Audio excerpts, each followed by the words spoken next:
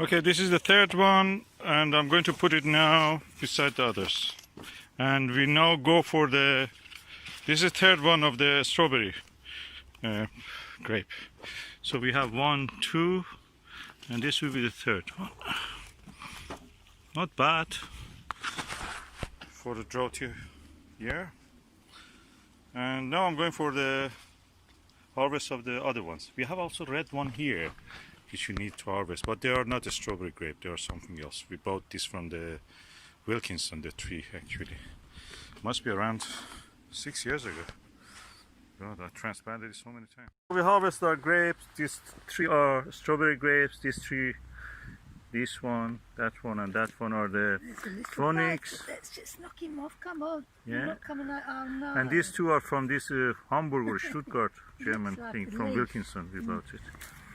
And when we got this allotment, no, that allotment. Yeah, that must be now around, God, must be around 6 years old now. We transplanted it several times. It was just a stick, and now it gave some fruit. Last year it gave, but we didn't bother to harvest it because chickens were eating the whole tree, so we had to keep it on the net.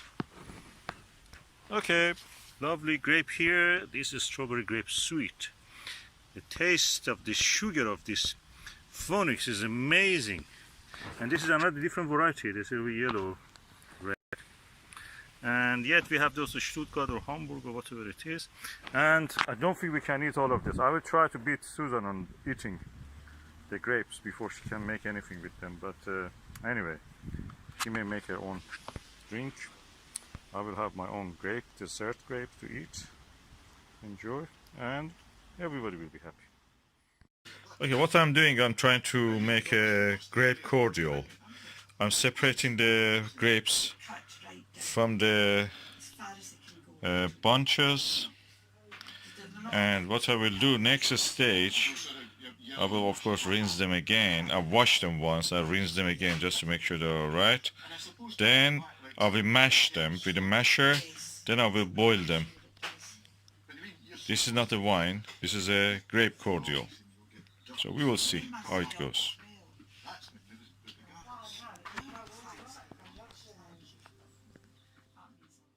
Okay, this is Sunday evening. We are trying to make a grape cordial with our grapes. So what I'm doing, individually I take these grapes, I separate the berries, put them here. I put the rest of it, the pulp and the rubbish and the wooden material here. I compost them back. With this one, I will wash them inside this colander. I will wash them. Then I will mash them. I will show stage by stage what I'm doing. So these are all the. This has been here for around now, probably 1 month. And look, they have stayed lovely. Nothing happened to them.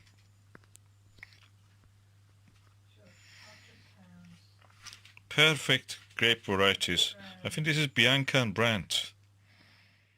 I want to show you this, the taste of this Brandt. It's so lovely. I never have experienced such a taste in a grape. And I've eaten a lot of grapes actually in my life. They are lovely. I think this is the best grape you can eat. Full of aroma and flavors. It's so flavorsome. And look at it. I've kept it now for 1 month inside the box, out of freezer, in the out of fridge, and inside just a warm kitchen. And look, they're doing well. Normal kitchen. I mean, it's warmer because everything is there. No rotting, nothing. Just kept beautiful. Taste of it, the flavors, so spicy, so aromatic. I've never tasted such a good grape, and I come from a region that grapes originally are from there. My ancestors were from there. We had eaten best grapes, and I think this is really good brand. This is a video about tasting the grape variety Brandt. It's a red black grape, and I harvested around 1 month ago. And it has kept really well. We just didn't fridge it. We didn't put it in the freezer, no bag. Just in the box, wooden boxes that they came from the allotment. We kept it like that. Let me taste them now. Oh, sweet. Aromatic. Oh, beautiful. Spicy slightly. And yet complex flavor. Oh, oh, oh. The flavor of it. How can I describe it? It's like perfume. Yeah, the word is perfume.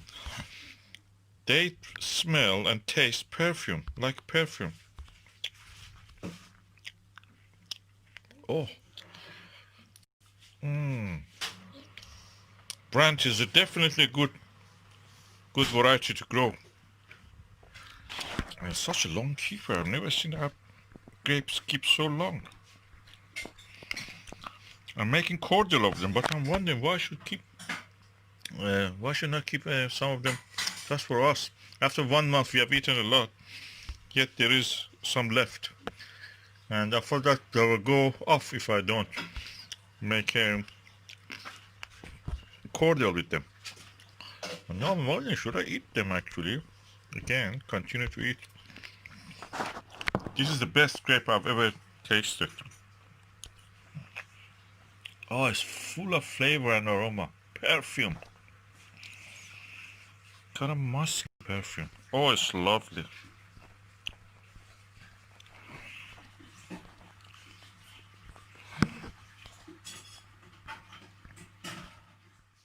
Okay, this is the electric hob. And these are the quality grape from our own orchard. The variety's name is Branch. Very aromatic, very tasteful. And I'm mashing them just to make a cordial, grape cordial. So I will continue to do this until it's ready. Then I'll put it on the hob to reduce it, then mix it with a bit sugar. Okay, I have now mashed it with the potato masher completely. The thing is that because I'm not going to put it on the hob, what will happen is that any enzyme or any yeast inside this will be killed practically. You cannot use this directly anymore. If I leave it like that without a heat and ferment it somewhere, it will ferment, produce first the alcohol, then the alcohol changes to vinegar.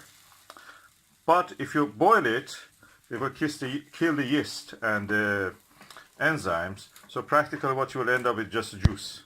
So if you buy a winemaking kit, that's what they give you, a concentrate of this. Then you have to add the yeast. They give you also yeast. You add it to that, so it actually goes for fermentation. With this one, you can actually preserve it longer because the yeast practically is killed inside it. Yeast can be, you know that how to make a wine. They ask the dirty food workers, virgin or non-virgin, whatever, go there with the dirty food. Just walk on the grape because the skin of the people have yeast in it. We know that. They're dirty. So unwashed feet on the grape introduce a lot of yeast, and that helps fermentation. That's the wine you drink.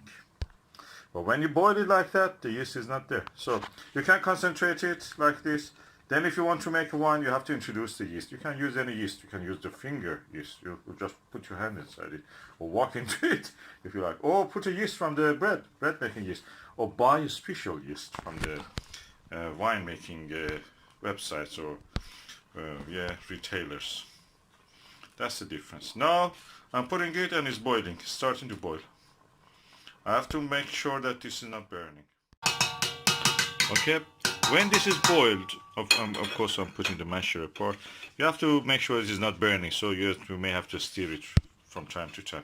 When it is boiled, what you will do, you add your sugar, you taste it to see how it is. Then you can use the sugar. Don't use anything other than brown sugar, cane sugar. Don't use purified sugar or anything like that. Some say use it. But anyway, it's different how you believe in the purification system. Is it healthy or not? But anyway, cane sugar is better. Brown sugar, demerara sugar may give a little bit taste to it. So you don't want that taste into that. You want the grape taste. Of course, it depends on your taste. And cane sugar fine will be all right. I have something I'll show you. Okay, this is the kind of sugar I'm using. Golden castor, natural unrefined cane sugar. So it's a slightly yellowish brown, slightly. It's not pure white. I don't know in the light you can see. It's a slightly yellow brown or kind of orange color. Yeah. And when that is done, all the thing is done, we put it to a muslin bag and sieve it, squeeze it so all the juice comes out.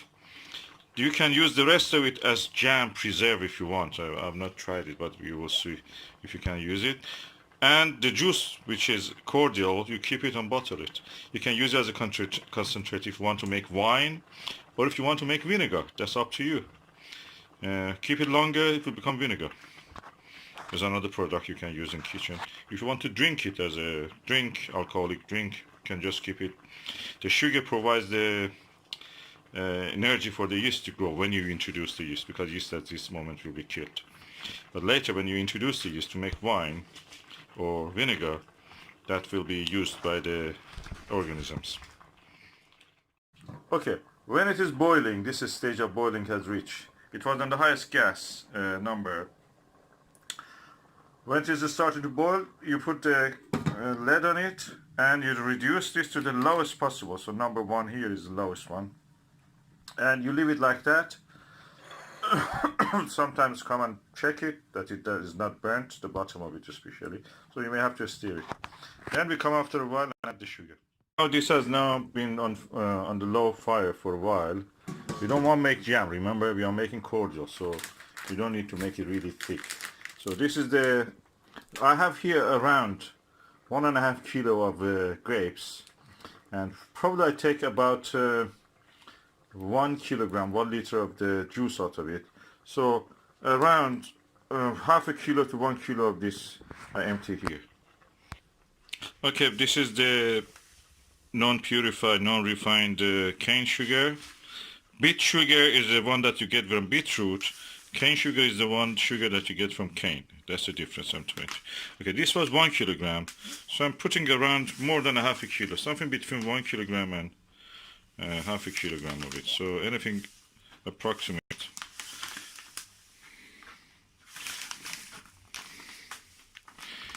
Yeah. I think this is around, 800 grams of the sugar. And I will mix it with this properly.